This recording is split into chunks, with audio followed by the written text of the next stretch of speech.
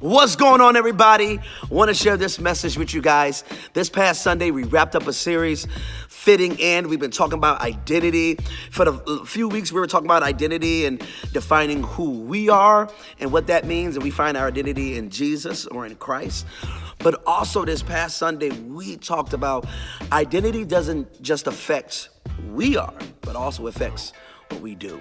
That identity that we find in Jesus starts to pour out into our decisions and our values and our lives. And we start to make decisions towards what Jesus says about us or what God's going to do for us and what he's already done for us as well. And I said this one thing, and I want you guys to think about this. When our identity is in Christ, God's going to ask us, God's going to command us to do the unpopular thing. Because God doesn't call us to be popular. He actually calls us to be different. He actually calls us to be different from what the world says is attractive and the world says is acceptable. God calls us not to fit in, but to be different. And we talked about how in order for us to walk the way God calls us to walk, we got to learn how to turn our back on some things. So let me ask you a question. What is that one thing you need to turn your back on? Is it a person? Is it a group?